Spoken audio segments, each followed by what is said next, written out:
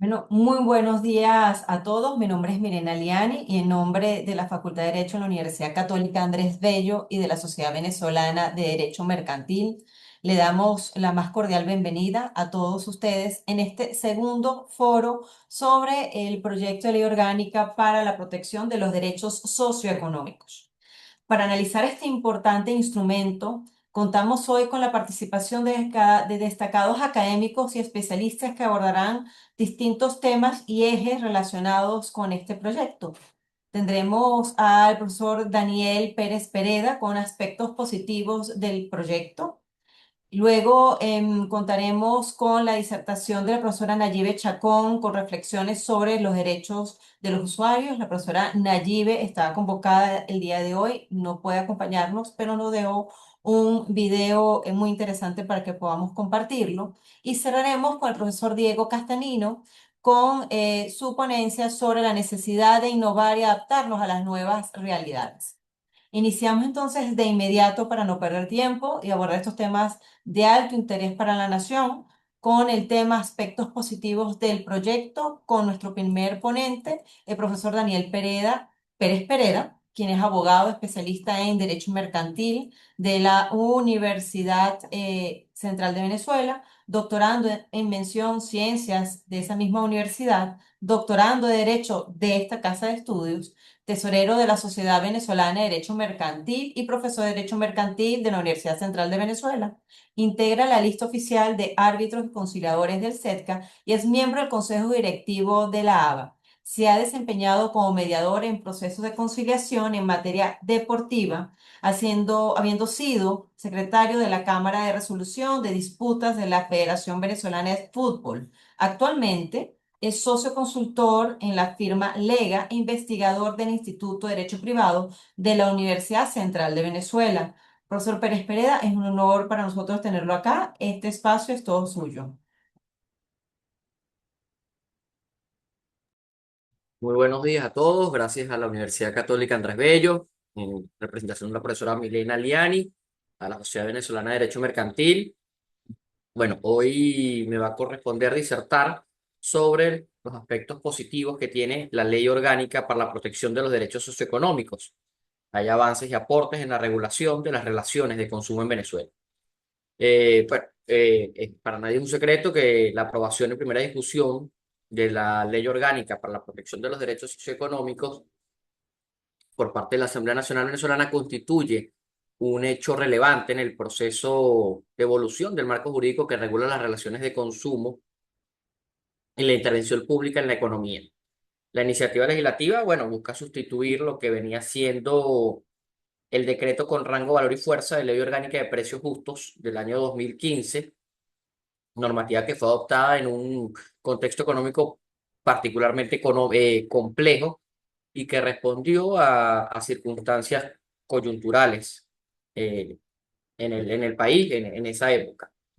Desde una perspectiva jurídica, el nuevo proyecto presenta un intento de reconfigurar el marco jurídico existente, incorpora conceptos propios del derecho del consumo y podemos decir que de alguna forma busca armonizar la legislación nacional con mandatos de carácter constitucional. Ahí tenemos el artículo 117 de la Constitución que reconoce el derecho de las personas a disponer de bienes y servicios de calidad, a recibir información adecuada y verá sobre ellos a la libertad de elección y a un trato equitativo digno.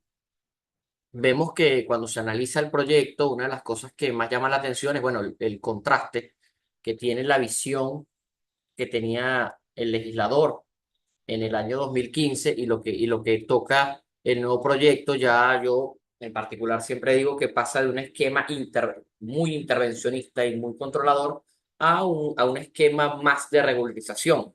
La ley de 2015 tenía un control de precios, sanciones de carácter administrativo.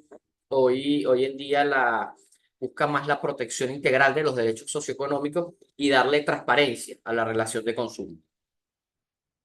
En este contexto, la regulación de los derechos y usuarios, así como los mecanismos administrativos y judiciales destinados a su tutela, plantea desafíos técnicos particularmente complejos. Se trata de una materia caracterizada por una fuerte transversalidad normativa y por un impacto sistémico significativo sobre la actividad económica y la seguridad jurídica. siempre hablamos de que estamos hablando desde la perspectiva del consumidor, pero cuando analizamos la ley, la naturaleza, o sea, yo creo que el espíritu del legislador va orientado más a darle seguridad jurídica a la inversión, más allá de proteger los derechos del consumidor. Bueno, ya vimos que hay un cambio de enfoque normativo de la regulación de precios a la protección de derechos socioeconómicos. Uno de los aspectos más relevantes es el cambio de enfoque conceptual respecto de la legislación precedente. La ley de precios justos se estructuraba fundamentalmente en torno a un control administrativo y a un esquema sancionatorio de carácter predominantemente punitivo, y el nuevo proyecto propone un modelo normativo centrado en la protección integral de los derechos socioeconómicos de las personas. Este cambio de enfoque implica una redefinición conceptual del sujeto protegido por la normativa. El proyecto privilegia la noción de consumidor como actor económico titular de derechos específicos. Entonces ahí tenemos información, elección, calidad, reparación, en contraste con el uso más restringido del término usuario, presente en legislaciones anteriores. Desde la perspectiva del derecho administrativo, este desplazamiento conceptual aproxima la legislación venezolana a estándares internacionales de protección al consumidor, incluyendo de alguna forma directrices de carácter internacional como las de Naciones Unidas para la Protección del Consumidor, que ya son del año 1985. Hay un fortalecimiento del catálogo de derechos del consumidor. El proyecto vemos que incorpora, a ver la lámina, bienes y servicios de calidad, habla del derecho a la libertad de elección, del trato digno y equitativo, el derecho a la reparación e indemnización por daños del consumidor, y refuerza garantías contractuales en las relaciones de consumo, estableciendo límites a la modificación unilateral de condiciones por parte de los proveedores y a mecanismos de protección frente a cláusulas abusivas. Esto particularmente en lo que llaman los contratos de adhesión. De forma De forma correlativa, la normativa establece un conjunto claro de obligaciones y prohibiciones para los proveedores, tanto públicos como privados, destinados a garantizar prácticas comerciales transparentes, prevenir conductas abusivas y asegurar de alguna forma estándares mínimos de calidad en la oferta de bienes y servicios. Vemos entonces una nueva arquitectura institucional para tutela de derechos económicos. Hace exigible derechos y obligaciones previstos en la ley. El proyecto propone fortalecimiento institucional encargado de supervisar relaciones de consumo, y en ese sentido contempla la creación de la Superintendencia Nacional de Protección de los Derechos Socioeconómicos.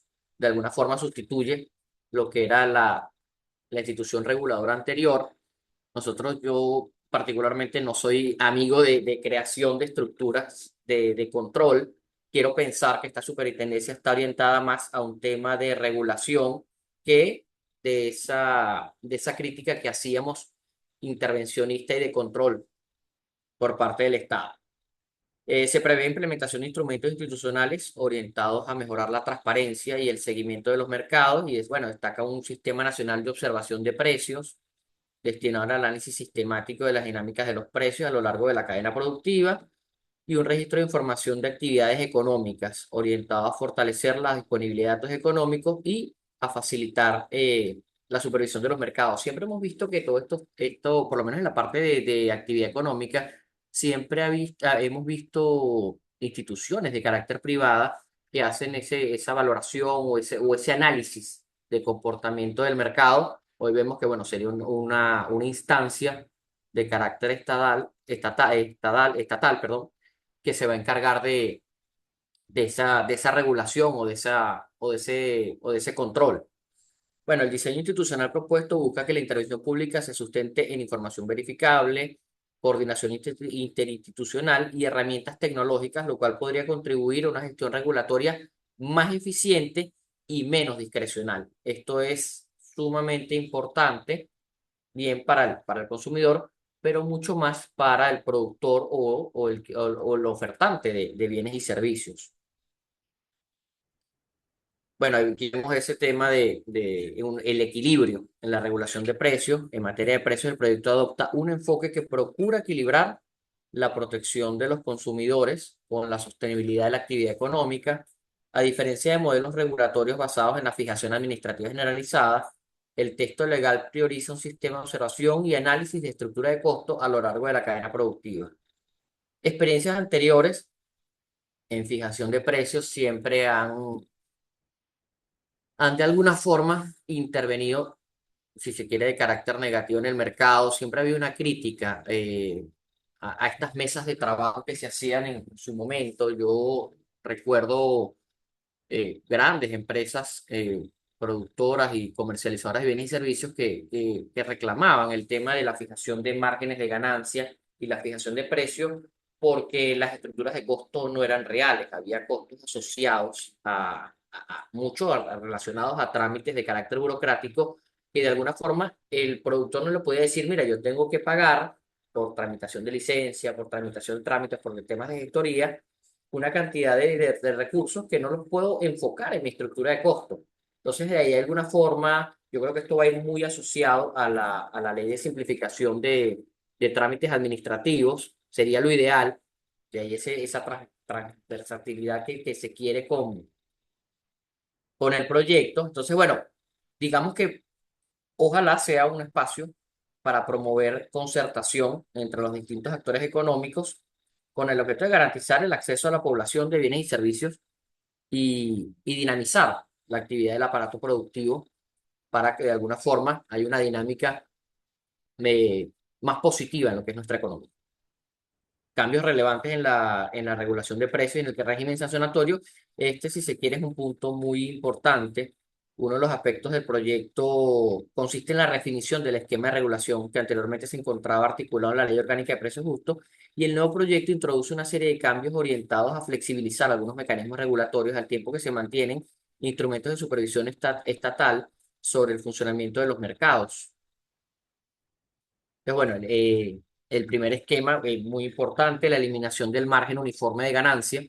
Uno de los cambios más significativos de la eliminación del límite es lo que comentaba, el límite uniforme del 30 de margen máximo de ganancia, del 30%, que constituía uno de los elementos centrales de la ley de precios justos. La normativa anterior establecía un margen de utilidad máximo aplicable de forma generalizada a la actividad económica, lo cual fue uno de los puntos más críticos tanto de la perspectiva económica como jurídica debido a su carácter rígido y a esa dificultad de aplicarlo a sectores con estructura de costo heterogénea.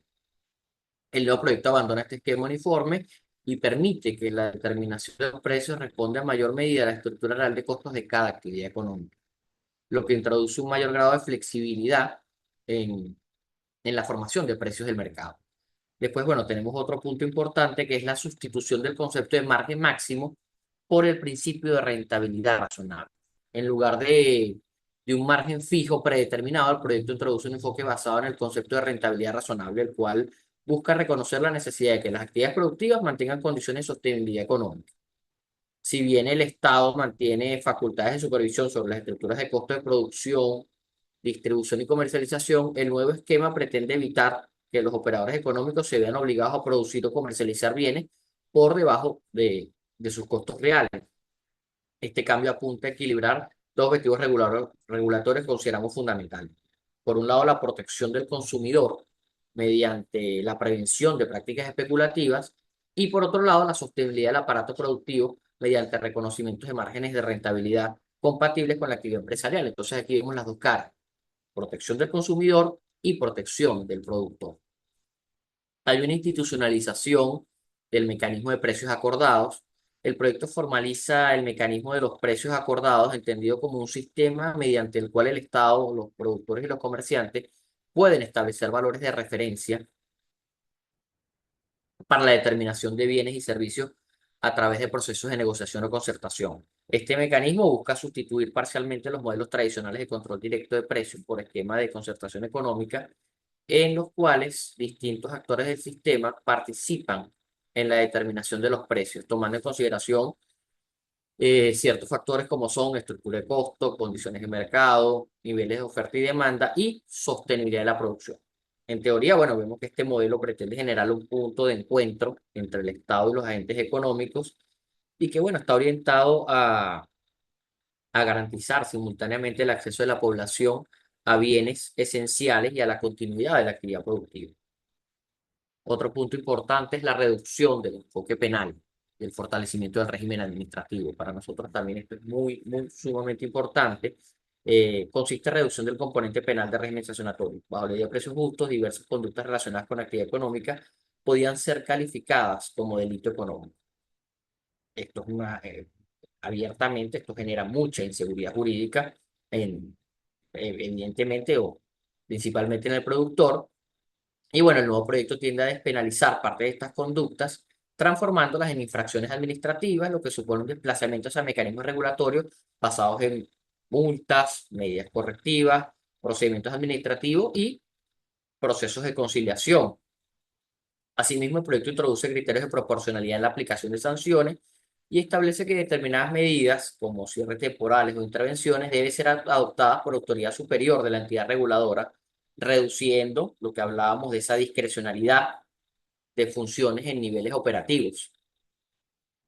Después, bueno, tenemos la responsabilidad solidaria en materia de ilícitos económicos. Aquí yo creo que este sí es un punto muy importante, mucho en temas de buen gobierno corporativo y de compliance, porque, bueno, las empresas tienen que ser responsables y, bueno, estos de los delitos de ilícitos económicos son importantes, están regulados por ley. Y bueno, de ahí ellos establecen esta responsabilidad solidaria que puede no solo alcanzar a personas jurídicas involucradas en la actividad económica, sino también a directores, administradores, representantes legales y otros sujetos con capacidad de decisión dentro de la empresa. El objetivo de esta disposición es evitar que ilícitos económicos se diluyan exclusivamente en la persona jurídica y garantizar rendición de cuentas de quienes ejercen funciones de dirección o de gestión. Vemos el punto de la supervisión de la economía digital y del comercio electrónico. La nueva normativa amplía significativamente su ámbito de aplicación al incluir expresamente las operaciones realizadas a través de medios digitales y plataformas de comercio electrónico. En consecuencia, estas obligaciones en materia de información, transparencia, calidad de bienes y servicios, facturación y responsabilidad frente al consumidor también se van a extender a plataformas digitales, comercio electrónico, intermediarios tecnológicos y prestadores de servicios digitales. Esto es un avance muy importante porque la dinámica económica hoy se centra en gran medida o en gran porcentaje en compras de carácter virtual, por decirlo así. Tenemos, bueno, un sistema de observación de precios y monitoreo de mercado. Complementariamente, el proyecto prevé la creación de instrumentos institucionales que están, bueno, destinados a mejorar el seguimiento de las dinámicas económicas, entre los cuales destaca, bueno, este es lo que hablábamos del Sistema Nacional de Observación de Precios. Este sistema, bueno, va a tener como finalidad, de acuerdo a lo que establece el proyecto, recopilar información sobre estructura de costos, formación de precios, eh, cadenas de producción y distribución y, bueno, de alguna forma ver cómo es el comportamiento de los mercados. La intervención directa del Estado en la fijación de precios se concibe, según el proyecto, como una facultad excepcional y temporal, activable únicamente en circunstancias económicas extraordinarias que afecten gravemente el bienestar de la población. Un ejemplo puede ser temas de estado de excepción, decretos de emergencia económica, serían los que justificaría, de acuerdo al proyecto, esa intervención directa del Estado en fijación de precios. Bueno, en conjunto, ya como consideración final, tenemos que, bueno, el proyecto de ley representa un intento relevante de avanzar hacia un marco normativo más amplio y estructurado para la regulación de las relaciones de consumo en Venezuela. Esta perspectiva, bueno, es un instrumento legislativo que incorpora elementos que reflejan evolución con respecto al modelo regulatorio anterior. Lo vemos bastante una vez analizado el proyecto y lo estuvimos discutiendo y viendo las dinámicas que se han dado en torno a él en los distintos foros. Vemos que el proyecto es visto de manera positiva. Particularmente amplía el enfoque de un esquema centrado en el control directo de precios hacia una regulación más integral de las relaciones entre consumidor, proveedor y autoridad pública. Hay diversos análisis técnicos que han destacado positivamente este cambio de orientación. Se ha señalado que el proyecto introduce mecanismos orientados a fortalecer la protección del consumidor, la transparencia de las relaciones contractuales y el monitoreo económico basado en la información, al tiempo que busca mantener un equilibrio con la sostenibilidad de la actividad productiva. Entre los aspectos los elementos que puedo considerar avances más relevantes, bueno, la ampliación del catálogo de derechos del consumidor, el acceso a información veraz, protección frente a cláusulas abusivas y el derecho a reparación de daños, que es muy importante en esta materia.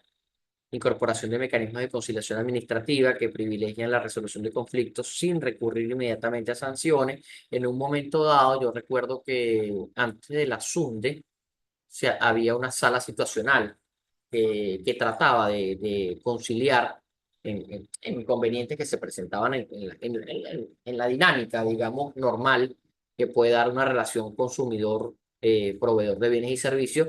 Y las estadísticas eran bastante, nos tocó hacer un trabajo en la Universidad Central sobre ese tema, y las estadísticas eran bastante positivas en función a los casos que se resolvían por vía de la conciliación y que no llegaban a tener sanción por parte del órgano administrativo. El reconocimiento del comercio electrónico y las transacciones digitales como parte del ámbito de aplicación de la normativa es muy importante. Vemos que ese es el gran debate hoy, no solamente en Venezuela, sino en el mundo. O sea, ¿quién regula el proveedor de bienes y servicios digitales? El establecimiento de instrumentos de observación y monitoreo de precios orientado a mejorar la disponibilidad de información económica para la toma de decisiones.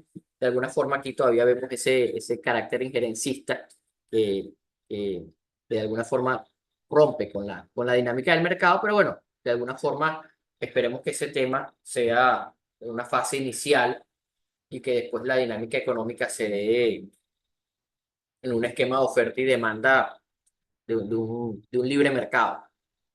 El proyecto parece orientarse a consolidar un esquema en el que el control directo de precios se configure como una herramienta excepcional, reservada para circunstancias extraordinarias que afecten gravemente el bienestar colectivo. Por eso queremos pensar que supone un intento de alejarse de esos modelos regulatorios basados en controles generalizados.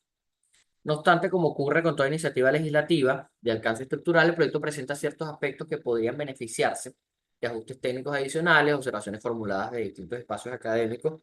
No buscan desvirtuar el propósito de la iniciativa, sino lo que buscamos es contribuir a perfeccionar su diseño normativo y a reforzar la coherencia con los principios constitucionales y las mejores prácticas en materia de derecho comparado. En este sentido, bueno, las propuestas a mejorar son precisar con mayor claridad el objeto y el ámbito de aplicación de la ley a fin de evitar interpretaciones expansivas que puedan extender su alcance más allá de las relaciones de consumo. Definir con mayor rigor técnico las categorías de consumidor y usuario, delimitando el ámbito subjetivo de protección del derecho de consumo. Fortalecer los estándares de seguridad jurídica en materia sancionatoria. Esto yo creo que es muy, muy, muy importante. Delimita, garantizando criterios claros de proporcionalidad, debido proceso y control judicial. Ya cuando vemos que se busca despenalizar y llevar más hacia el ámbito del derecho administrativo, vemos que de alguna forma hay una flexibilización en el esquema que planteaba la ley anterior. Y bueno, ajustar ciertos mecanismos administrativos de manera que la intervención pública se mantenga dentro de parámetros de razonabilidad, eficiencia regulatoria y lo que hablaba, la simplificación de trámites. Es muy importante y lo vemos en todos los ámbitos de la vida económica, en materia desde el momento de constitución de una sociedad hasta el momento de permisología para tránsito, para importación. Eso va a traer, o sea, eso sí va a ser un mecanismo de activación de la economía, más allá de la seguridad jurídica que esto conlleva. Bueno, vemos que la experiencia comparada demuestra que las reformas normativas más exitosas en materia de consumo son aquellas que logran integrar estos tres elementos dentro de un marco institucional coherente y técnicamente sólido. En este contexto, el desarrollo del debate parlamentario y el proceso de consulta ofrece una oportunidad valiosa para enriquecer el texto legislativo y consolidar una normativa que contribuya a fortalecer la protección de los consumidores y la estabilidad de nuestro sistema económico. Con esto concluyo mi presentación. Muchísimas gracias por este espacio. Muchísimas gracias a usted, profesor Daniel Pérez Pereda, por darnos esta panorámica y a la vez puntualizar las fortalezas de este proyecto, ¿no? Bueno, a continuación daremos paso a un video que nos hizo llegar la profesora Nayibe Chacón sobre reflexiones, ya más adentrándonos en los derechos de los usuarios. La profesora Nayibe Chacón es doctora en Ciencias, mención Derechos de la Universidad Central de Venezuela, donde es profesora e investigadora titular a dedicación exclusiva y actualmente directora del Instituto de Derecho Privado y jefa de la Cátedra de Derecho Mercantil. Es directora general de la Sociedad Venezolana de Derecho Mercantil, SOVEDEM, Asociación Civil sin fines de lucro, de carácter científico y profesional tecnológico dedicado al desarrollo de derecho mercantil. Es miembro de la Federación Iberoamericana de Asociaciones de Derecho e Informática, FIADI, y creadora de la Red de Investigación Internacional Lex Infodata. Bueno, vamos a disfrutar de este video que nos comparte la profesora Naye Chacón y luego daremos paso al profesor Diego Castañeda.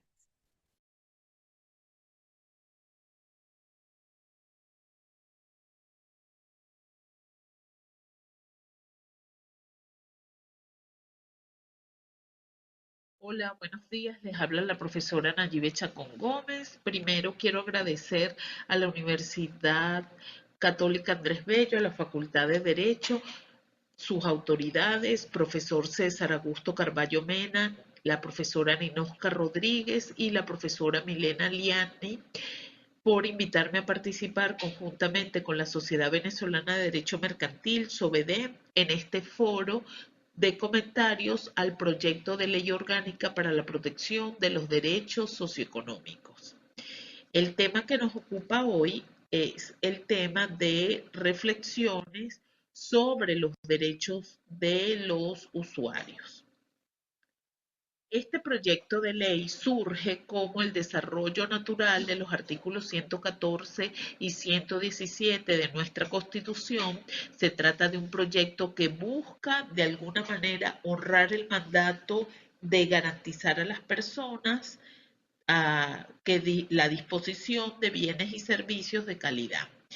Este mandato, si bien estamos diciendo que surge como parte del desarrollo de este mandato, recordemos que antes de la ley de precio justo, antes de la ley del acceso a las personas a los bienes y servicios, teníamos la legislación en materia de consumidores y usuarios, incluso bajo el amparo de la Constitución de 1999. Se mantuvo así y hasta la ley del acceso a las personas para los bienes y servicios y la última ley que sí dio al traste con todo lo que tenía que ver con el derecho del consumo es la ley de precio justo porque se embarcó en el momento histórico socioeconómico del país, pues se embarcó en procurar solamente lo que tenía que ver con el acceso a los bienes calificados de primera necesidad, el establecimiento efectivo del precio de esos bienes, etcétera. ¿Okay? Entonces, este proyecto de ley viene a retomar lo que ya estaba dentro de la Constitución y que ya lo habíamos visto en leyes anteriores. Esos artículos, el 114 que habla acerca del ilícito económico y principalmente el 117, que es un conjunto de derechos que tienen los consumidores y usuarios, derechos de rango constitucional. El primero es el derecho a la información adecuada y no engañosa, el segundo a disponer de bienes y servicios de calidad, la libertad de elección y el trato equitativo y digno. Para lograr estos cuatro derechos que se amalgaman en el derecho de protección al consumidor y usuario dentro de la Constitución de 1999, es necesario entender de que no basta con ese simple, por llamarlo de alguna manera, con ese derecho de hablar de protección de los derechos del consumidor, sino que es necesario que se materialice otro conjunto de derechos, otro conjunto de preceptos que están dentro de la norma constitucional.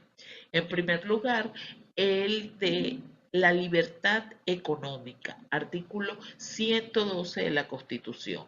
Si usted no tiene cantidad de empresas o cantidad de personas que se dediquen a la libertad económica de su preferencia, sin más limitaciones que las consagradas en la propia Constitución y las demás leyes de la República, pues efectivamente poco o nada podrá servirle a usted que el consumidor tenga el derecho de elección. Porque ¿qué va a elegir si no hay empresas o competidores, perdón, que produzcan el mismo producto a diferentes precios, con diferentes nombres, etcétera? Entonces, si eso no es posible, si no se protege también la libertad económica, la libertad de empresa, pues prácticamente es imposible que se logre entonces ese derecho de protección al consumidor, en la medida en que no va a haber de qué bienes elegir. Y eso ya lo vivimos aquí. Luego, la propiedad privada. Nadie se va a dedicar a la actividad económica de su preferencia si no tiene la garantía de que le van a conservar, ¿verdad? Que se le va a proteger su propiedad de esos bienes de producción. Luego, en tercer lugar, el derecho del trabajo. Cuando nosotros leemos el artículo eh, 87 de la Constitución, que consagra el derecho al trabajo, luego tiene la siguiente particularidad, que dice que el Estado garantizará la adopción de las medidas necesarias a los fines de que toda persona pueda obtener ocupación productiva que le proporcione una existencia digna y decorosa y le garantice el pleno ejercicio de este derecho. El Estado es el que procurará eso. Pero nos vamos a parar aquí. Una existencia digna y decorosa. ¿Qué quiere decir esto? Pues poder tener esos bienes el acceso a esos bienes y a esos servicios conforme al derecho del consumidor, al derecho de que tienen los consumidores y usuarios a acceder a esos bienes, ¿ok? De una forma, un trato equitativo y digno.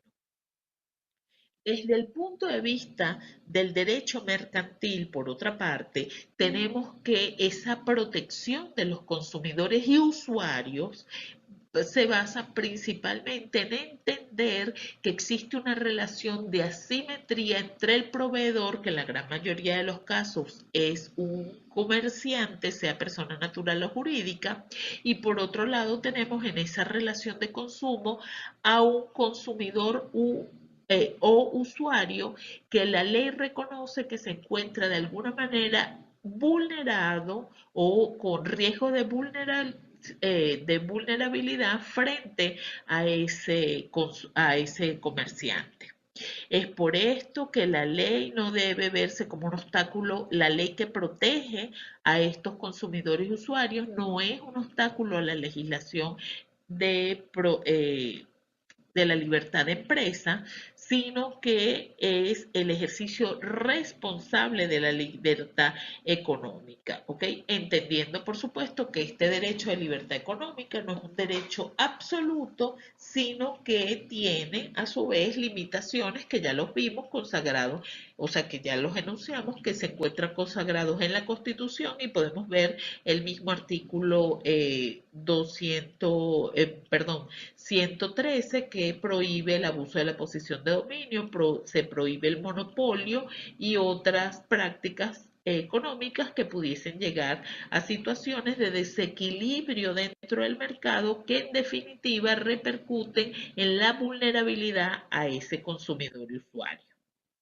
El proyecto de ley en este marco, ¿verdad? Que ya hemos dicho, lo podemos caracterizar porque se fundamenta en un régimen socioeconómico que ya vamos a ver que hace que el derecho de protección del consumidor y usuario se presente en Venezuela como un sistema, como parte de un sistema económico.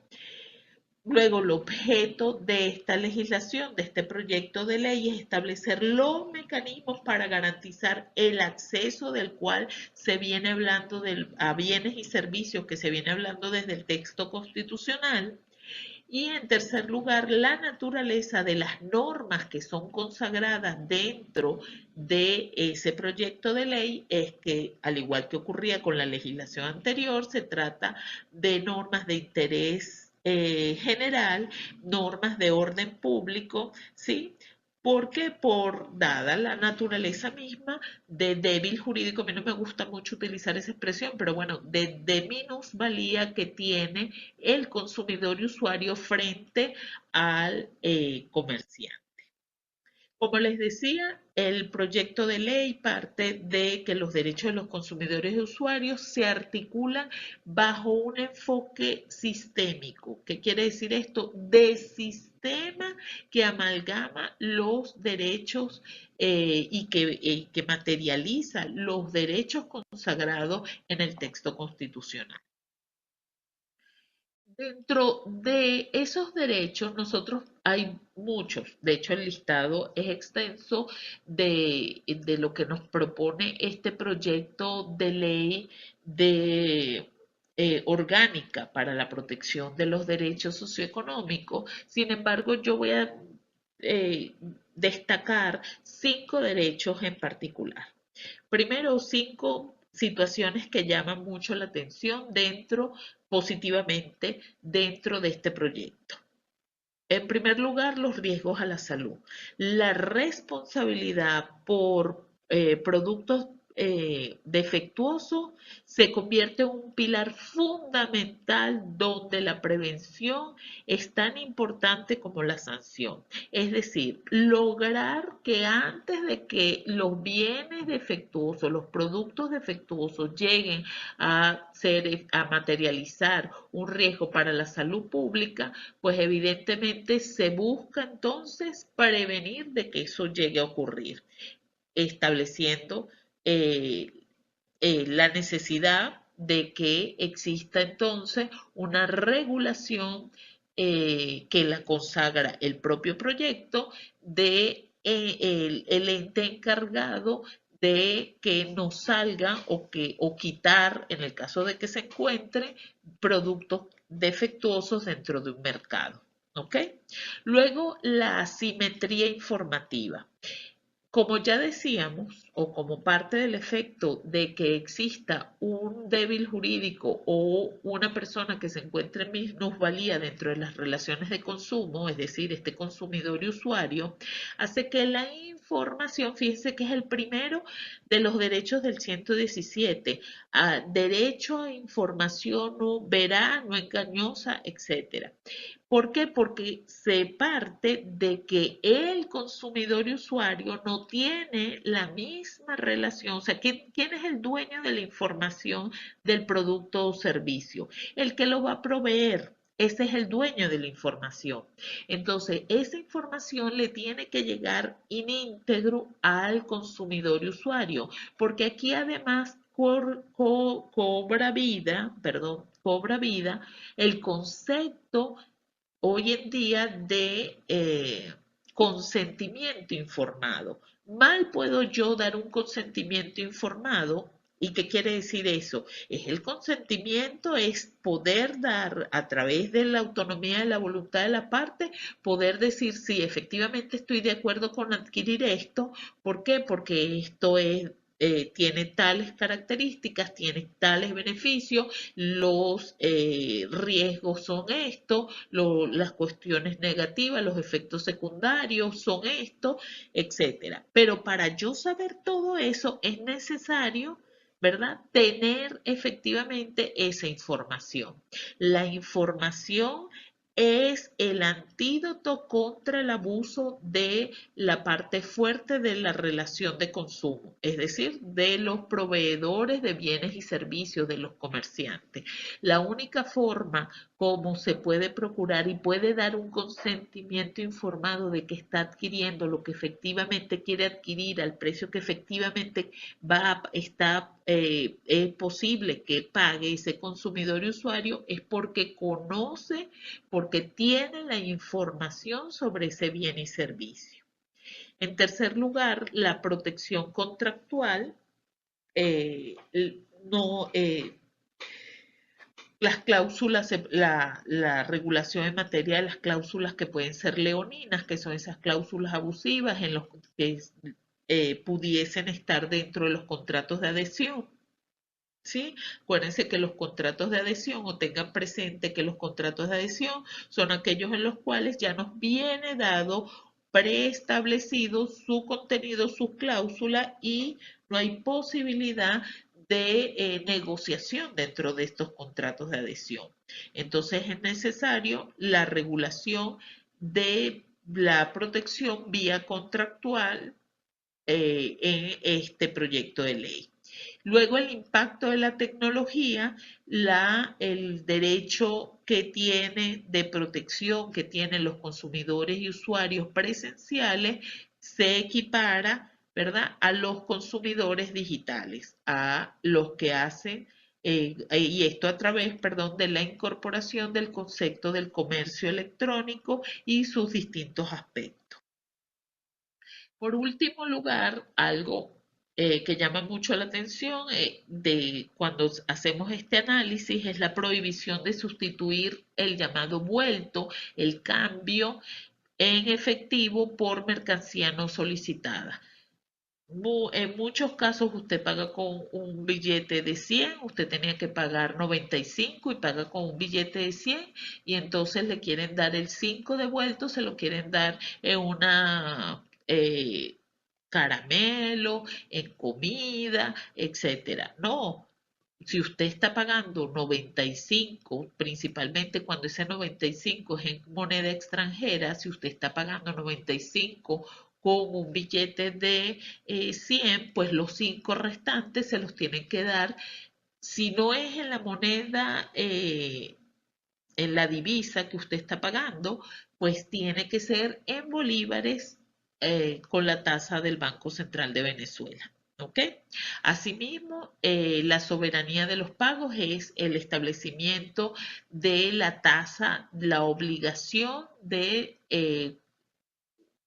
ceñirse a la tasa del Banco Central de Venezuela al momento de pagar y al momento de cobrarle a ese consumidor o usuario. Muchas cosas tiene este proyecto de ley, pues que todavía falta depurar, ¿verdad? Podemos hablar de las sanciones, podemos hablar de que se establece sin se menciona, pero no se establece cómo va a ser el mecanismo en materia de las denuncias, no hay efectivamente una retoma medios de negociación depurados, etcétera. O sea, hay todavía eh, eh, falta, ¿verdad?, que se encuentre más elaborado algunos de los aspectos de la ley. Sin embargo, al igual que muchos otros autores que han hablado acerca, que se han pronunciado acerca de este proyecto de ley orgánica, pues para nosotros o para mí efectivamente es una buena retoma del camino del derecho del consumo, es retomar conceptos que le son propios a esta disciplina, que es una disciplina que toca no solamente el área, no, aquí hemos hablado del derecho constitucional, pero también tiene que ver con derecho administrativo, con el derecho público y principalmente con el derecho mercantil, pero que ha tomado este derecho al consumo, ha tomado una autonomía, sí, tal que es transversal a muchos otros derechos, porque también tiene la parte de derecho penal, de los ilícitos económicos, etcétera. Entonces, podemos ver que este proyecto de ley retoma muchos conceptos que no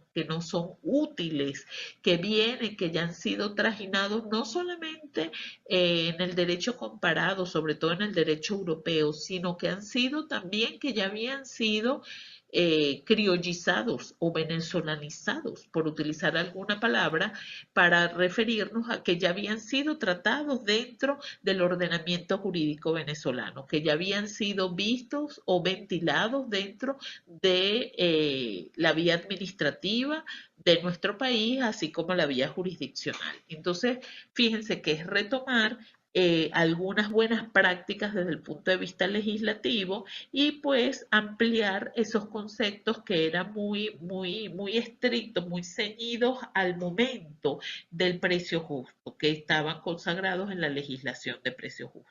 Quedan muchas otras cosas que revisar. Habrá que ver, por supuesto, qué ocurre en la Asamblea Nacional con la siguiente discusión del proyecto hasta que sea su aprobación final. Sin embargo, mucho del proyecto pues retoma a principios que ya se encuentran dentro de ese derecho de consumo. No quiero abusar del tiempo que me ha sido otorgado para esta participación. Les dejo ahí mi correo electrónico en esta lámina. Cualquier duda, cualquier comentario que tengan, con muchísimo gusto pueden hacerlo a través de ese correo y nos mantenemos en contacto. Muchísimas gracias a todos ustedes por su atención. Bueno, le damos las gracias a la profesora Nayet Chacón como muestra de su responsabilidad y compromiso académico, que pese a las complicaciones que pudo haber tenido, nos mandó este video muy didáctico, muy claro, y que bueno, nos deja claro que retomamos un buen camino, pero que este camino todavía le falta, está rústico, se falta asfaltarlo, si nos permiten esta metáfora, pero al menos ya estamos como encaminados en la ruta correcta. Em, Hago un paréntesis, vemos unas preguntas en nuestro chat, agradecemos muchísimo el interés y estas expresiones de comentarios, de dudas que puedan tener sobre lo que estamos conversando, las leeremos al final de la última conferencia, de la última exposición en este gran ciclo, en el que vamos a recibir al profesor Diego Castanino con el tema necesidad de innovar y adaptarnos a las nuevas realidades. El profesor Diego Castanino es abogado egresado de esta casa de estudios, doctor cum laude en Derecho y especialista en Derecho Mercantil. Cuenta con dos máster de la Universidad de Alcalá, uno en Derecho de Empresa y otro en Negocio Bancario, y es magíster en Educación Universitaria por la Universidad de Istmo, Guatemala, y es un destacado profesor de Derecho Mercantil de pre y posgrado, tanto de la Universidad Católica Andrés Bello como de la Universidad Central de Venezuela. Es árbitro internacional, vicepresidente de la Asociación Venezolana de Arbitraje, fundador y director general de la Sociedad Venezolana de Derecho Mercantil Sobeden, y actualmente se desempeña como director legal en PepsiCo. Y nos quedamos atentos, profe, muy atentos en lo que nos pueda comentar sobre este proyecto. Muchísimas gracias, profesora Milena. Muchísimas gracias a la Universidad Católica Andrés Bello, a la Sociedad Venezolana de Derecho Mercantil, por invitarnos en este segundo foro sobre este importante proyecto de ley orgánica para la protección de derechos socioeconómicos. En el primer foro tuvimos al profesor Mónaco y hoy pues estamos dándole algunas pinceladas desde el punto de vista de tres mercantilistas, lo cual, bueno, es interesante. Y siempre recordando que el doctor Morles nos decía que el derecho de consumo es una disciplina que, bueno, tiene que ser analizada multifuncional, es decir, hay de derecho administrativo, derecho constitucional, derecho penal, el derecho mercantil, por supuesto, tiene mucho que decir sobre estos asuntos. Y es un poco a lo que nos hemos estado refiriendo a lo largo de la mañana de hoy. También quiero, antes de empezar a compartirles algunas ideas que les traigo el día de hoy, decirles que, bueno, todos estos comentarios que hemos estado haciendo durante la mañana y que continuaremos haciendo son a título personal, no representan la posición de ninguna de las instituciones a las que nosotros formamos parte, y que, bueno, estamos muy abiertos a seguir analizando y hay que estar siguiendo muy de cerca el desarrollo de las discusiones que se están dando sobre este proyecto. Están ahorita en un proceso de consulta pública, lo cual celebramos y que es sumamente importante y que este foro precisamente parte de hacer uso de esa oportunidad de, bueno, escuchar distintas voces y distintas opiniones. Como hemos visto, este proyecto de ley trae muchos aspectos positivos, muchísimos, y aplaudimos esa gran iniciativa del legislador. Estamos transitando hacia una nueva etapa, una nueva fase. La ley que se propone derogar fue la respuesta para un momento histórico de nuestro país, un momento atípico además, en donde sufrimos la mayor hiperinflación registrada en el mundo. Y entonces allí, bueno, se tomaron algunas medidas, unas funcionaron, otras no funcionaron. Entre las medidas que se tomaron y que afortunadamente hoy se está proponiendo eliminar, es el enfoque netamente a la estructura de precios, un enfoque de limitar el margen de ganancia, que por cierto se trató de una limitación única en la historia que conocemos del mundo, siendo el primer país en limitar expresamente en una ley el margen máximo de ganancia, y eso trajo muchas consecuencias, ¿no? Que bueno, pareciera que estamos dejando atrás. Así que bueno, aplaudimos todos esos aspectos positivos porque pareciera que el legislador entendió que hay que innovar y que tenemos que adaptarnos a las nuevas realidades. Sin embargo, hay algunas aristas, algunos aspectos que creemos que podemos mejorar en ese proyecto. Entonces, lo que vamos a comentar a continuación tiene un propósito positivo, constructivo y una óptica académica basada también mucho en la experiencia que nosotros hemos tenido de manera profesional. Entonces, fíjense, vamos a empezar por algo que pareciera sencillo, pero que tiene una implicación. Venezuela también somos de los únicos países del mundo que nos gusta ponerle nombre a las leyes. La mayoría de los países le ponen un número, es otra indicación, pero a nosotros nos gusta innovar y le ponemos nombre a las cosas. Y el doctor Morley siempre decía, cuidado, no se dejen guiar solo por el nombre de la ley, porque resulta que a lo mejor una ley que tú crees que es netamente administrativa va a tener regulaciones mercantilistas. Y eso pasa mucho. Entonces, bueno, tenemos esa tradición, la vamos a continuar teniendo, las leyes van a seguir teniendo su nombre, pero aquí queremos hacer una serie de apreciaciones. Ese título de derechos socioeconómicos pareciera que es demasiado amplio respecto de ese contenido real que está centrado en las relaciones de consumo. Entonces, puede favorecer lecturas expansivas y puede aumentar ese margen de intervención administrativa que nosotros creemos que ya es una lección aprendida y que tenemos que ir soltando. Este proyecto no regula de manera integral los derechos socioeconómicos, sino las relaciones entre consumidores, usuarios, proveedores. Entonces esa noción de derechos socioeconómicos ni siquiera es utilizada como un título operativo en la mayoría de los sistemas jurídicos comparados. Entonces está bien que querramos innovar, pero creemos que el mejor nombre para esta ley pudiese ser Ley Orgánica de Protección del Consumidor y del Usuario. Y de esa misma manera tendríamos que balancear el objeto y el ámbito de aplicación señalado en este proyecto para depurar algunas referencias que consideramos son genéricas que permitan extender la ley fuera del consumo. Esto refuerza su carácter de norma de tutela específica. Entonces, la propuesta muy concreta es, tratemos de reorientar la ley hacia una regulación predominantemente privada con una tutela pública pero limitada y subsidiaria de lo que es la relación de consumo, reconociendo su naturaleza contractual, mercantil y limitando esa intervención administrativa a funciones muy específicas de supervisión, promoción y control ex post. El siguiente comentario que tenemos también puede ser considerado excesivamente técnico, pero es una práctica que también hemos venido arrastrando de otras leyes, pero que bueno, tenemos una oportunidad de oro para corregir. Y fíjense, se trata del uso técnico de los términos persona, consumidor y usuario. El proyecto omite definir expresamente las nociones de consumidor y usuario, sustituyéndola por el término genérico persona, quizás por esa óptica de tratar de abarcar todos los derechos socioeconómicos, pero no lo logra. Incluso en disposiciones propias del derecho de consumo, eso no se ve de esa manera. Entonces, esta técnica normativa amplía indebidamente el ámbito subjetivo que debería ser de objeto de aplicación de esta ley. Y entonces diluye la noción de la parte débil, entre comillas, y habilita interpretaciones extensivas que pudiesen alcanzar relaciones empresariales que son totalmente ajenas al consumo final.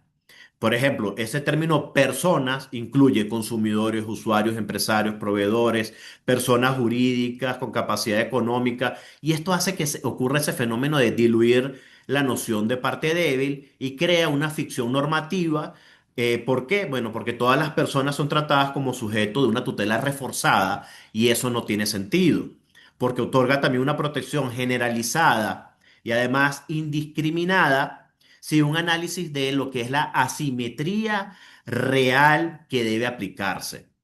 Entonces estaríamos desnaturalizando el derecho de consumo. No es un error menor de estilo, sino que es un problema estructural del diseño normativo que hemos detectado en este proyecto.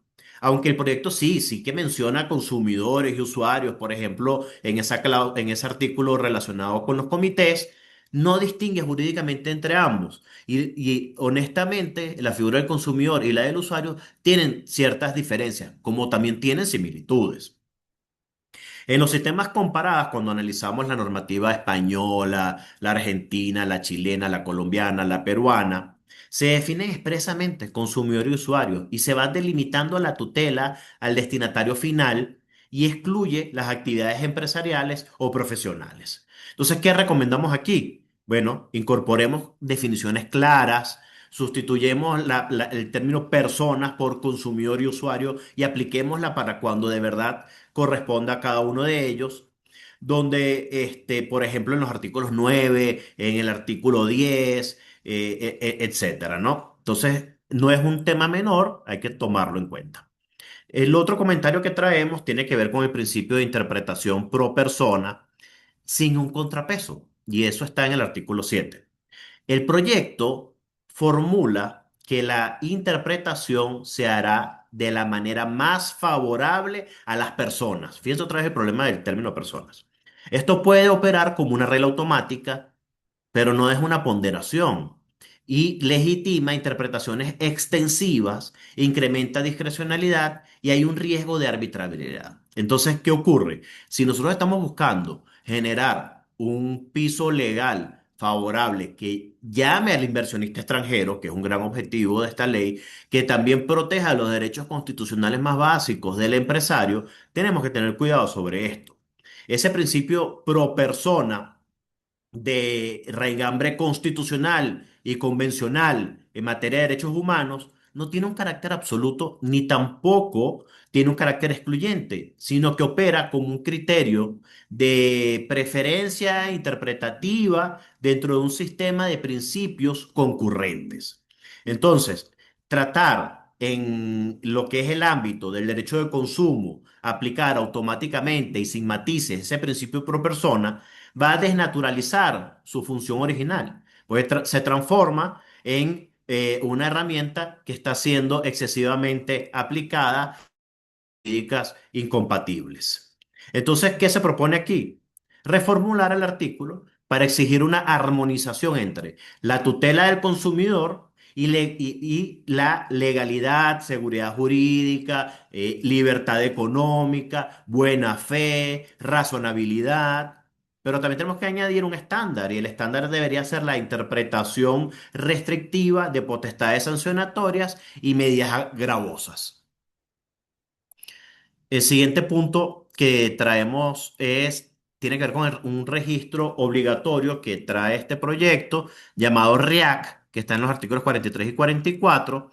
Este proyecto crea un nuevo registro obligatorio con información amplia y cargada de cumplimientos, duplicando fuentes que ya existen y elevando el riesgo por incumplimientos formales. Mientras en otros países vemos cómo utilizando adecuadamente la tecnología, se ha venido simplificando la cantidad de registros que el empresario tiene que hacer en entidades públicas, inclusive teniendo taquillas únicas, en donde en cuestión de horas usted constituye su empresa y queda registrada en todos los sistemas del Estado.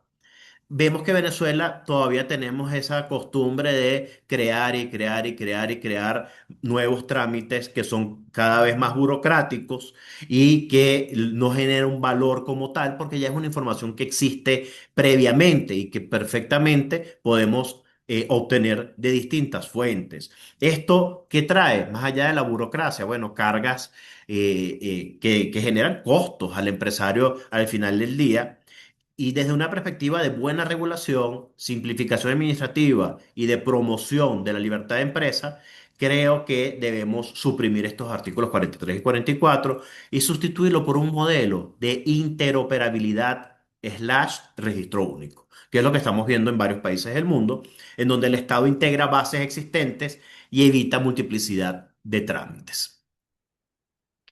Otro tema interesante tiene que ver con las promociones, concursos, sorteos. El proyecto vuelve a seguir un sistema que ha demostrado no ser exitoso, que ha demostrado que genera más bien muchas oportunidades y tiene que ver con la delegación al ministerio en competencia en materia de comercio nacional para fijar los casos, formas, garantías y efectos correspondientes. Históricamente, como hemos vivido en Venezuela, es el tema de las promociones, concursos, sorteos, etcétera, en que hay que buscar una autorización previa para la ejecución de la promoción. Y resulta que ocurre en la práctica, no dan respuestas oportunas, a veces no, ni siquiera llega la respuesta. Y cuando estamos en un marco, como vivimos hace poco, de hiperinflación, requisitos como dime cuál va a ser el precio del producto durante la vigencia de la promoción. Se vuelve imposible de poder prever cómo va a estar el precio de una promoción que queremos ejecutar dentro de 2 meses. Entonces, ¿qué ha pasado en otros lugares del mundo? Bueno, dos cosas, dos alternativas. La primera, se le pide a las empresas que notifiquen en la autoridad que van a hacer una promoción, pero con términos muy generales. Y el segundo camino es las empresas tienen que cumplir con unos estándares específicos de garantías al consumidor y al usuario, pero no tienen la necesidad de notificar a la autoridad. Entonces, simplemente si alguien se ve vulnerado en un derecho respecto a una promoción, denuncia en la autoridad y la autoridad entonces empieza la investigación. Pero las dos opciones creo que son igual de válidas. Creo que le da un ámbito de libertad a las empresas que es muy positiva para el comercio, es muy positiva para la competitividad, es muy beneficiaria para generar impactos positivos para el consumidor, donde va a poder conseguir ofertas, participar por premios, etcétera. Tuvimos mucho tiempo sin promociones y sin concursos y sin sorteos, precisamente por esta excesiva regulación y que en la práctica se volvió imposible. Llegamos al punto en donde se exigía colocar en el producto objeto de la promoción un texto legal que era casi más grande que el empaque del producto.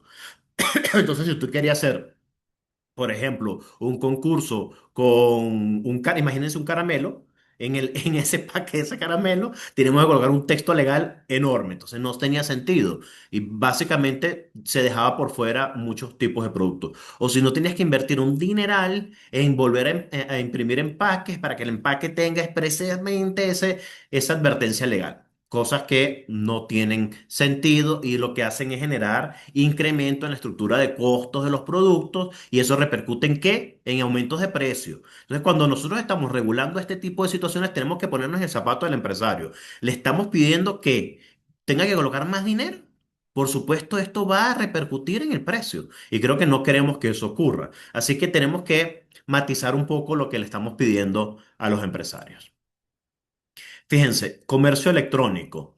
Hay una delegación abierta al ministerio, ¿no? El proyecto remite al ministerio que dicte las normas aplicables para comercio electrónico.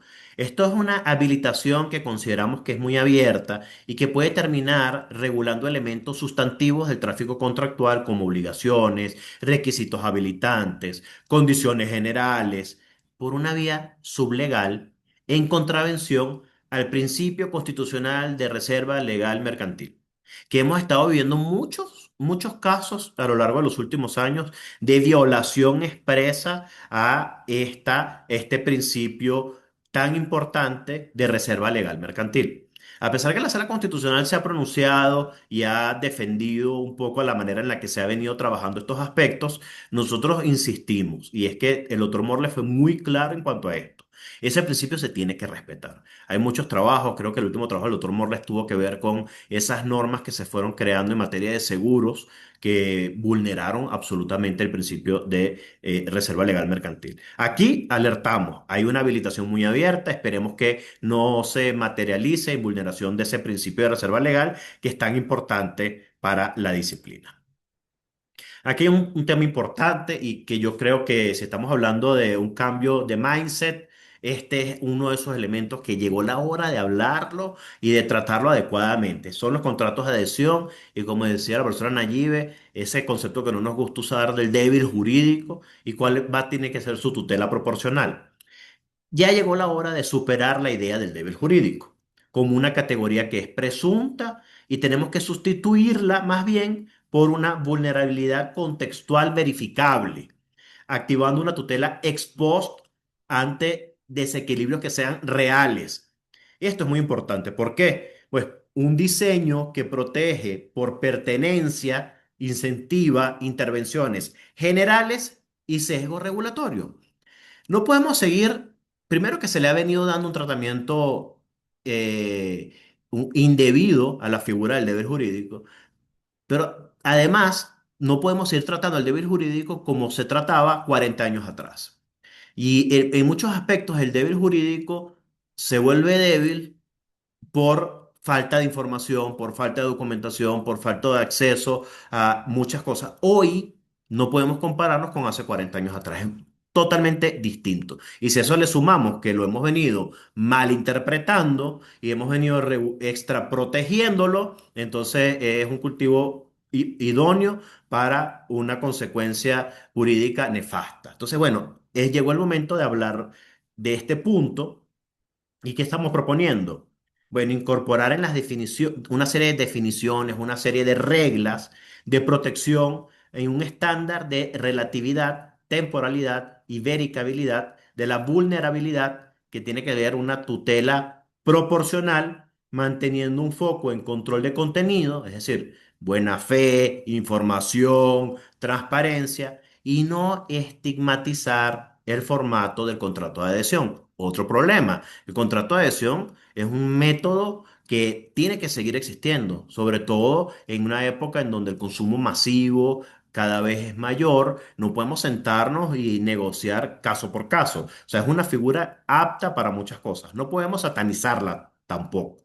Entonces recomendamos introducir una cláusula general en el proyecto que exija que toda intervención administrativa o sancionatoria sea idónea, sea necesaria, sea proporcional en su sentido estricto y que especialmente en medidas preventivas sean tomadas en cuenta. Acuérdense que esta ley habla de cierres, de ocupaciones, de comisos, que son asuntos delicados y que vulneran un poco el tema de la libertad económica. Contrato de adhesión como técnica útil y no patología. Como ya advertíamos, hay un riesgo en este proyecto de que se trate el contrato de adhesión como sospechoso per se. Y no está bien, porque la contratación masiva es funcional al mercado y el control debe concentrarse en evitar esas patologías. Que patología en términos de contrato de adhesión son cláusulas abusivas y no en prohibir la técnica contractual. Porque no toda adhesión implica una ausencia total de negociación. Asumirlo así nos va a conducir a ficciones jurídicas totalmente innecesarias. Este siguiente punto viene de la mano con las otras dos, y es que falta una definición de cláusulas abusivas, porque el proyecto no la define expresamente, y esto favorece una aplicación subjetiva, sanciones automáticas, inseguridad jurídica, pero también el proyecto establece una lista rígida, y ese método ya está superado en el mundo. No se utiliza más ese método legislativo. ¿Qué se está haciendo ahora? Se tiene una definición general basada en la buena fe objetiva, en el equilibrio contractual, en una ausencia de abuso de posición dominante, dejando su apreciación al juez caso por caso. Entonces, una cláusula es abusiva no por su forma, sino por su contenido, su impacto económico, el desequilibrio relevante que genera y su contradicción con la buena fe objetiva. El siguiente punto lo hemos llamado la nulidad administrativa de cláusulas, que está en el artículo 23 en el último parte. ¿Qué ocurre? Bueno, el artículo 23 no distingue entre cláusulas manifiestamente ilegales y cláusulas interpretables o discutibles. No exige una audiencia previa que sea obligatoria ni establece estándares probatorios claros, tampoco delimita los efectos temporales de la nulidad y el alcance interpartes versus general tampoco está claro.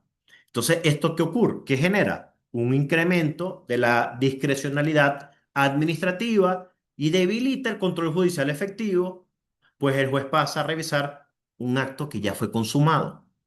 Entonces, proponemos sustituir la nulidad administrativa por ineficacia, inoposibilidad administrativa, pero hacia el futuro, un orden de no uso y reservar lo que es la nulidad civil para efectos plenos retroactivos y que sea un control judicial. En cuanto a la responsabilidad solidaria de directivos, socios y administradores, hemos visto que ese artículo 50 del proyecto impone una solidaridad a directivos, a socios, administradores y cualquier otro que se vincule, y esto genera una indeterminación subjetiva. Siempre que es tan amplio que se quiere abarcar tantas cosas, caemos en la indeterminación subjetiva. Ese cualquier otro es peligroso. Y lo que genera es que erosiona la responsabilidad limitada, ¿sí? Entonces permite una responsabilidad por mera vinculación formal. Y ahí es donde está el gran riesgo. Entonces, ¿qué se recomienda? Delimitemos los sujetos. Administradores de derecho, quiénes son los que ordenan o ejecutan o encubren con dolo o con culpa, hay que excluir al socio por ser socio. Solo tendremos que tener una visión más bien de que responda si participa o es administrador de hecho. Entonces hay una serie de puntos que aquí hay que tratar porque la responsabilidad personal debe ser subsidiaria y no automática. En cuanto a las medidas preventivas, aquí el proyecto faculta medidas que son gravosas, como la ocupación, el cierre, el comiso, etcétera, con una formulación muy amplia, lo que eleva la discrecionalidad administrativa y genera un riesgo clarísimo de afectación severa de la actividad económica. Entonces, aquí lo que estamos recomendando es reformular un poco ese régimen de medidas preventivas con unos parámetros bien objetivos. Detectamos que no queda muy claro en el proyecto el tema de qué procedimiento debería utilizar el consumidor o el usuario para, por ejemplo, hacer valer sus derechos en términos de garantía. Entonces, hay procedimientos que son muy genéricos y sería bueno entonces aterrizarlos y que contemos con fases mínimas como notificaciones, descargos, cuándo debería ocurrir la decisión, cuáles son los recursos. En la ley anterior a la ley de precios justos, esto estaba un poco más claro y a lo mejor recomendamos volver a ver esos procedimientos que estaban allí, pero teniendo el cuidado de la excesiva discrecionalidad, que era un rango característico de esa ley de protección, el acceso de bienes y servicios, ¿no? En cuanto a la protección de secretos empresariales y datos sensibles del proveedor, esto es también una situación recurrente. Creo que los empresarios nunca se sienten muy cómodos en la manera en la que las leyes establecen cuando requieren información que es muy amplia o muy detallada. Yo creo que pudiésemos estar tenemos aquí una gran oportunidad como para incorporar algunos principios, algunas reglas más claras que procuren proteger esos secretos empresariales, porque sí que se ponen en riesgo y al empresario le preocupa mucho que esa información caiga en manos de competidores. Este proyecto de ley crea un sistema nacional de observación de precios. Creemos que ahí otra vez caemos en el tema de conceptos jurídicos indeterminados, por ejemplo, bienes y servicios priorizados, circunstancias extraordinarias, carácter estratégico. O sea, no sabemos qué es eso, ¿verdad? Entonces caemos en una amplia discrecionalidad que es riesgosa y hay una ausencia de criterios objetivos, de límites temporales, de controles reforzados. Hay que tener mucho cuidado con eso. Creo que más bien ese observatorio deberíamos dejarlo nada más para un instrumento técnico estadístico, pero tal y como está concebido, pareciera que va a ser una herramienta de intervención, base para medidas administrativas y sancionatorias y un posible sustituto del mercado, y eso no podemos permitirlo. El mercado es una cosa y otra cosa es la regulación y la intervención del Estado en ella. Entonces, ahí lo que estamos recomendando es eliminar de los artículos 45 al 49 y más bien sustituirlo por ese monitoreo estadístico con uso de información pública, análisis de mercados que no sean vinculantes. Creo que aquí es una oportunidad también de oro para incorporar el arbitraje de consumo como un mecanismo voluntario, privado y moderno, pero nosotros nunca hemos tenido el arbitraje de consumo tal y como lo tiene España, y es un poco la propuesta que nosotros queremos traer acá. Lo que hemos tenido antes es un arbitraje de consumo administrativo, y esa no es la idea, sino un arbitraje, o sea, antes teníamos como un arbitraje administrativo forzoso, y ahorita más bien lo que se busca es la incorporación de un arbitraje como medio alterno de resolución de controversias en materia de consumo. Bueno, con esto un poco termino estas ideas generales. Otra vez, estas ideas se han construido y se traen con un propósito netamente constructivo, positivo, para generar valor. Aplaudimos la iniciativa de este proyecto de ley. Estamos superando instituciones que demostraron que no generan valor. Hay que hacer algunos ajustes para que tengamos una ley excelente, que sea además un ejemplo para nuestro continente, que sirva para atraer inversión extranjera que es tan importante para nuestra economía, que sirva para generar, incentivar también la inversión local. Estamos viviendo un momento de muchos emprendimientos. El venezolano se caracteriza por ser altamente creativo. Entonces, vamos a sentar las bases legales para permitir que esa creatividad tenga un impacto positivo en la economía, en el mercado y podamos entonces, por un lado, generar riquezas, por otro lado, satisfacer las necesidades de los consumidores y de los usuarios. Muchas gracias, profesora Milena, y a todos los que están conectados. Saludos a los alumnos y exalumnos que veo que están por allí. Muchas gracias, profesor Diego Castellino. Nos queda claro que esto es un documento, un proyecto, un buen documento para iniciar las discusiones y la revisión de este tema tan importante para la vida de cualquier país. Y sabemos que queda mucho por hacer. Esperemos que en estas discusiones puedan darse estas revisiones tan importantes. A continuación, entonces, abrimos este panel para las preguntas del público.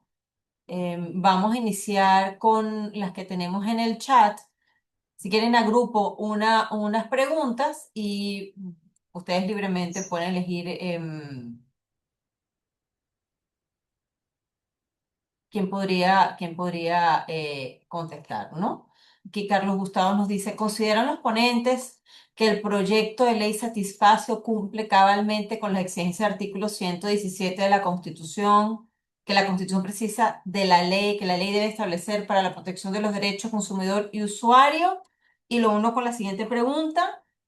Más allá de la enumeración de derechos que nuevamente se incluyen en el proyecto de ley, siguiendo de cierta manera leyes previas, los años 90 y principios del 2000, particularmente, se debe analizar si los mecanismos indicados en el proyecto realmente constituyen un procedimiento adecuado para la defensa de esos derechos y las posibilidades de que el consumidor pueda obtener el resarcimiento de daños ocasionados. Em, Sigue la pregunta, creo que sería como un todo, pero si no alcanza esa conciliación, el otro mecanismo que contiene la ley es la vía de procedimiento administrativo sancionatorio. Normalmente, como es sabido, ese procedimiento culmina con un acto administrativo de imposición de sanción o de multa. Se cuestiona bajo la dogmática de derecho administrativo si ese acto de finalización del procedimiento puede derivar en una orden al proveedor de cumplir con la garantía o de ser posible de realizar el reintegro del dinero al consumidor. Mira, Pienso. voy a responder primero a la última.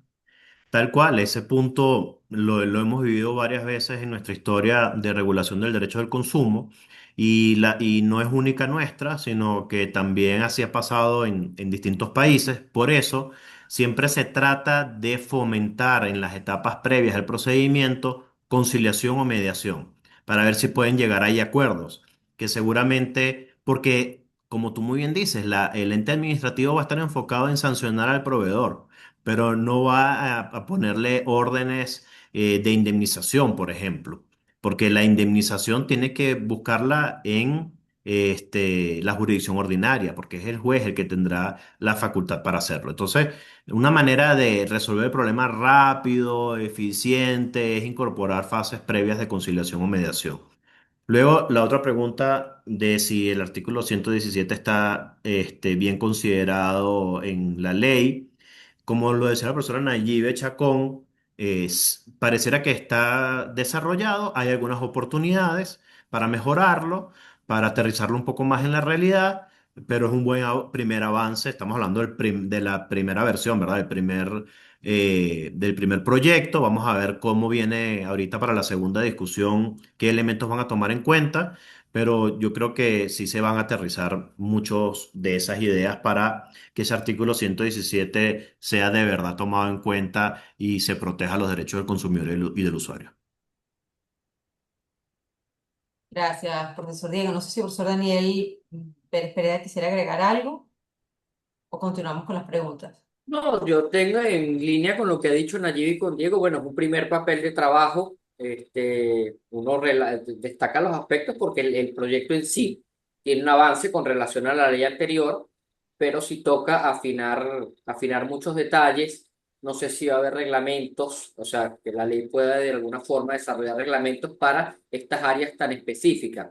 Habrá que ver, pero bueno, lo que veníamos comentando y que fue una de las consideraciones finales, tanto que hizo Diego como que hice yo, el tema de la consulta, que se abra una consulta pública, que se puedan enviar observaciones al proyecto, ya resulta bastante positivo con relación a lo que ha sido la práctica legislativa de los años anteriores.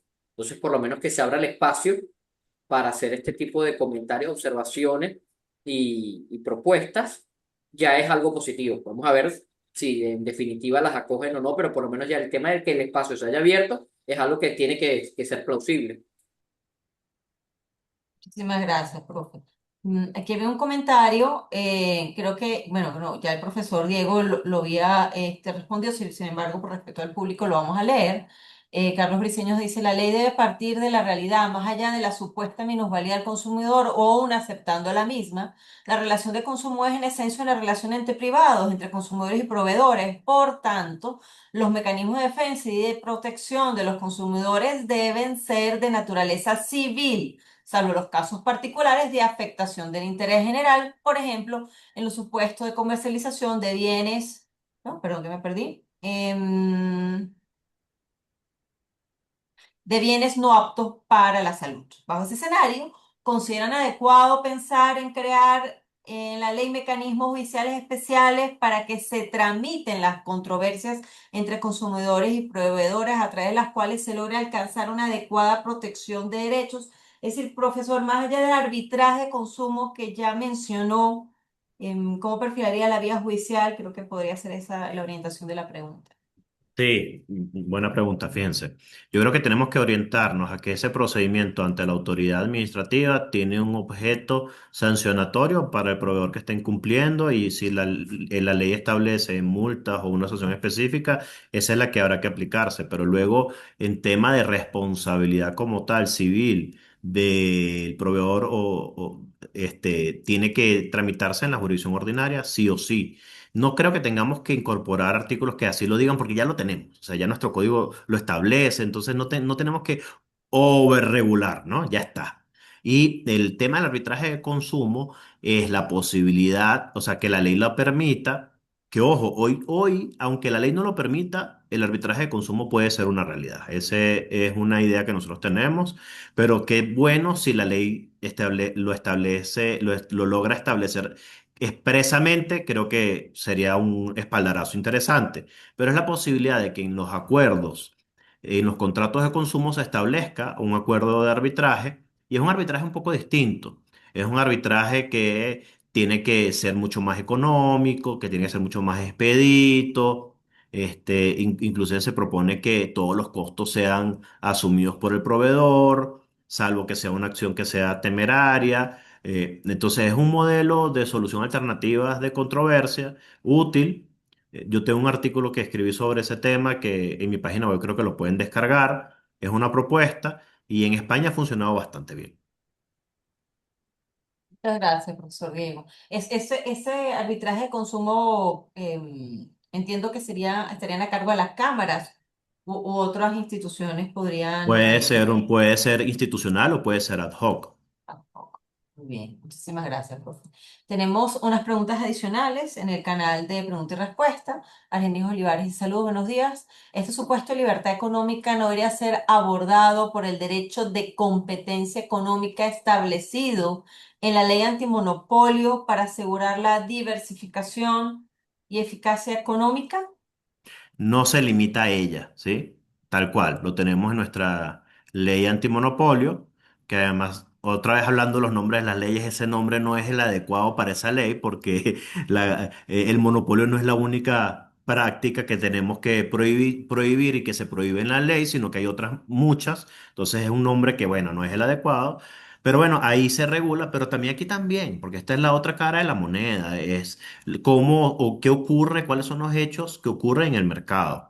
Entonces, es muy interesante y sí, aquí tenemos que tratarlo y tenemos que cuidar que no hayan excesos y que también de exceso del lado y lado, ¿no? Del lado de la administración, del lado del empresario, del lado del consumidor, porque gracias a Dios Venezuela tampoco ha caído en esas situaciones como por ejemplo en Estados Unidos, en donde la gente está buscando indemnizaciones por donde sea. Entonces, si ven que en un supermercado están coleteando y alguien, bueno, no puso el letrero de piso mojado, ay, qué oportunidad de oro para caminar por ahí y lanzarme, ay, me resbalé y porque no estaba el cartelito, ¿no?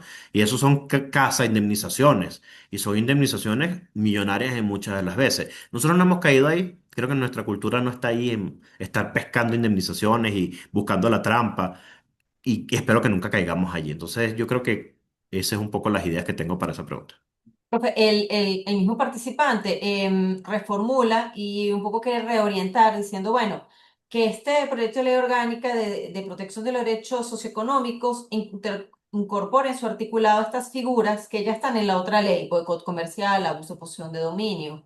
Entonces él pregunta, en su redacción actual en este proyecto, ¿usted considera que logra delimitar adecuadamente el ámbito de una ley y de otro? ¿O haría falta como No un mayor... podemos, tenemos que evitar el solapamiento de conceptos jurídicos y de regulaciones, ¿no? Como habíamos mencionado anteriormente.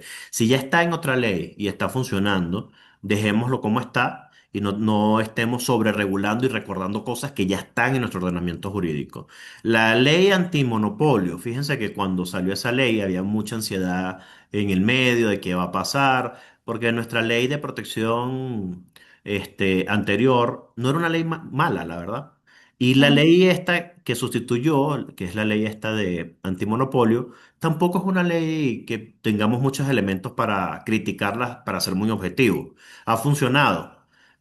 Lo que ocurre es que como nuestro mercado ha sido un mercado muy atípico, no estamos viendo casos en la superintendencia de antimonopolio porque no se están llevando. Cuando ven los indicadores han hecho así. Pero no es por culpa de la ley, es por culpa de la realidad propia de cómo se ha venido desarrollando los hechos en el mercado. Hemos vivido situaciones de desabastecimiento, hemos vivido situaciones extremas de hiperinflación, pero también muchas regulaciones, control de precios, control de cambio, en fin, muchas otras que ya las hemos superado. Entonces, basta y sobra con ir hoy al mercado y recordar cómo era hace unos años atrás. Empezamos a ver ya una situación de los últimos 2 años de mayor estabilidad. Entonces, bueno, no hemos venido viendo una alta competitividad agresiva como en otros mercados, en donde yo soy el más grande y el más poderoso, entonces voy a establecer medidas para aplastar a mi competidor que no tiene tanto poder. Eso no ocurrió. ¿Sabes lo que sí ocurrió aquí en estos años?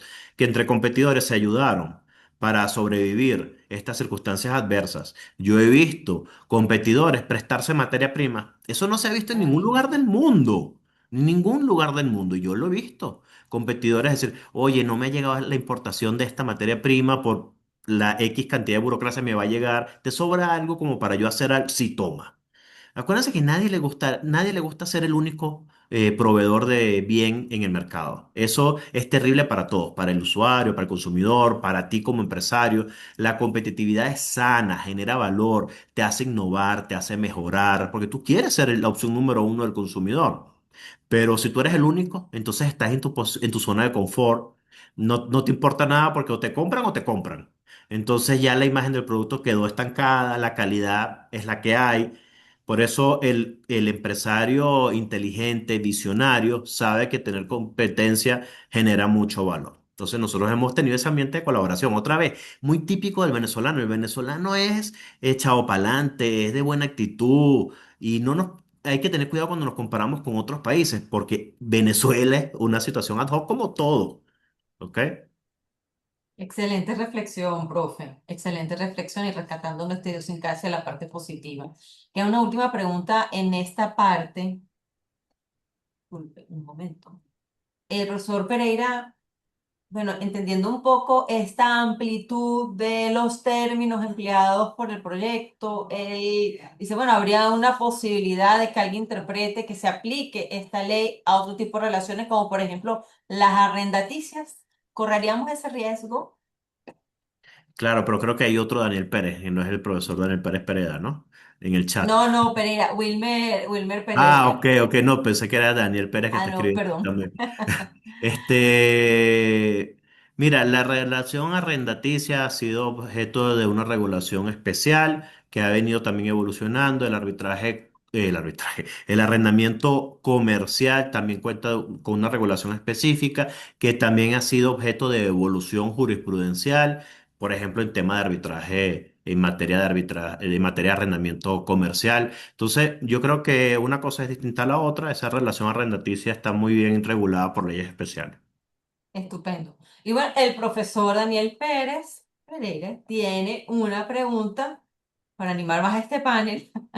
El artículo 49 permite al Estado fijar precios en circunstancias extraordinarias. ¿Cuáles son los criterios técnicos objetivos para definir estas circunstancias y evitar que una medida excepcional se convierta en una política permanente que desestimule la producción? Sí, por eso un poco lo que decíamos era, hay que tener mucho cuidado con esas medidas, tienen que ser basadas en elementos súper objetivos, no subjetivos ni discrecionales, pero también yo creo que la fijación de precios tiene que ser súper extraordinaria. Nosotros tenemos que permitir que el mercado se autorregule, tenemos que permitir que haya máxima libertad, tenemos que evitar la intervención excesiva del Estado, ya lo vivimos control de precios para una cantidad enorme de productos. ¿Qué ocurrió? Muchos desaparecieron porque nadie va a querer vender a pérdida. Y sobre todo con un marco inflacionario tan grande en donde la autoridad tampoco entendía mucho el concepto de la reposición. Entonces te decía, pero ¿por qué tú estás incorporando precios futuros en tu estructura de costo, bro? Bueno, pero es que yo vendo hoy y no voy a poder comprar para vender mañana, porque el precio de mañana va a ser superior al de hoy por el efecto inflacionario. Entonces, ese tema de la fijación de precios creo que es una técnica. Yo siempre le digo a mis alumnos, yo siento que en Venezuela vivimos como un laboratorio en donde muchas teorías se pusieron en práctica y ya se demostró que no funcionó. El mundo debería ver este gran laboratorio y ver, ay, mira, esta intervención de plano no sirve, no la hagamos más nunca en el mundo. La fijación de precios no puede ser. Pero hay que tener cuidado también de los abusos que pueden ocurrir del lado de la empresa. Pero por eso debe existir elementos objetivos que permitan entonces a la administración verificar, consultar y tratar de fijar cuando ocurran esas situaciones súper excepcionales. Estupendo, muy claro, muy claro. Mm, Una última ya para cerrar, de Gustavo, la colaboración entre competidores es frecuente y beneficiosa, pero siempre hay que actuar con precaución, evitando conductas no adecuadas, como por ejemplo, como compartir información comercial sensible, precios futuros, proyecciones, propuestas comerciales y la adopción de medidas competitivas conjuntas, es decir, la cooperación entre competidores no puede implicar renuncia de la actuación independiente de cada empresa en el mercado para no incurrir en colusión o coordinación de conductas. Muchas gracias por tu Totalmente, no, comentario. totalmente es así. Yo estaba haciendo referencia a una situación muy extraordinaria de la economía que vivimos. O sea, si tú estás en una situación extraordinaria y tu compañero al lado tiene sed y tú tienes agua, cónchale, dale un poquito de agua, ¿verdad? Para que todos podamos sobrevivir a la situación extraordinaria. Y teniendo nuestras precauciones como siempre, eso es fundamental y totalmente aplicable, Carlos, lo que acabas de mencionar. Muy bien, ya para concluir, no sé si el profesor Daniel Pérez, usted, profesor Diego, quieren dar unas palabras finales para concluir este foro. Miren, quiero invitarlos a que visiten la página web de Soveden. Acabamos de publicar una edición especial de nuestra revista y está enfocada en la reforma mercantil. Entonces, lo que hicimos fue la jornada que hicimos en diciembre, que además fue supervisionaria, porque en diciembre nadie hablaba de reformas, y nuestro objeto de nuestra jornada fue la reforma mercantil. Entonces, pusimos todas esas ponencias, las aterrizamos y las tenemos ahora disponibles en la revista de Soveden. También incluimos en esa revista de Sobeden algunas ideas que generamos la profesora Nayude Chacón y mi persona sobre específicas propuestas para la reforma mercantil y que compartimos con los decanos de las facultades de Derecho. Lo pueden consultar allí también. Así que descárguenla de manera gratuita. Está disponible en sobeden.com. Muchas gracias, profesor. Profesor Daniel. Sí, bueno, seguir abriendo estos espacios es muy importante. Van a venir muchos proyectos de ley. La universidad tiene que estar activa, o sea, la academia tiene que estar aportando porque, bueno, lo que se vislumbra es un escenario de mayor participación del ciudadano en los instrumentos legislativos y no podemos decir, eh, no participo porque, bueno, todavía no hemos terminado como un proceso de cambios. No, no, el momento es ahora, las leyes se están trabajando ahora, los proyectos se están trabajando en este momento y la academia, la universidad, el ciudadano, todas las personas que se sientan que pueden aportar algo a estos nuevos modelos legislativos, a este nuevo ordenamiento, tienen que hacerlo. O sea, el momento es ahora. Y lo que comentaba Diego en la revista, las recomendaciones que hicimos para el tema de la reforma del código, fue para nosotros muy bonito, muy especial, y de ahí que Diego tuvo la iniciativa de la revista, porque para el momento de la jornada era impensable hablar del momento de reformas.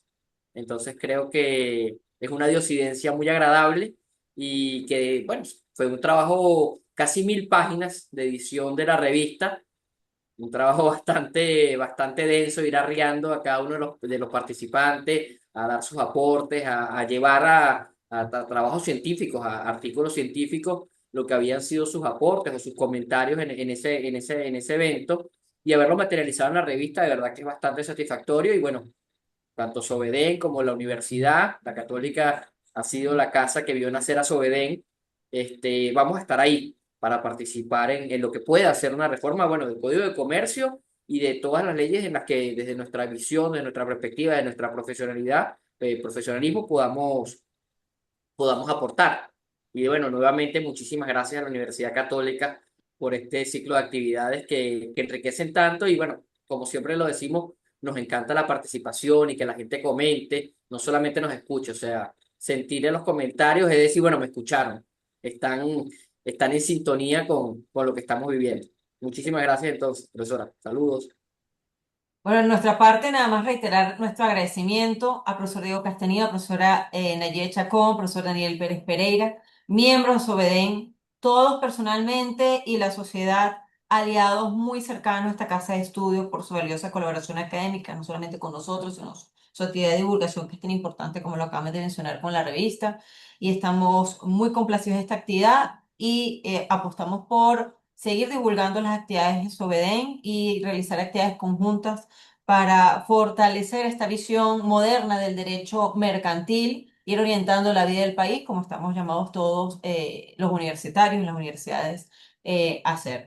Muchísimas gracias a los que nos acompañaron virtualmente por su tiempo y solo les recordamos que estas ponencias estarán disponibles en YouTube, en el canal de la Universidad Católica Andrés Bello, en la sección de posgrado. Muchísimas gracias a todos y muy feliz buen día.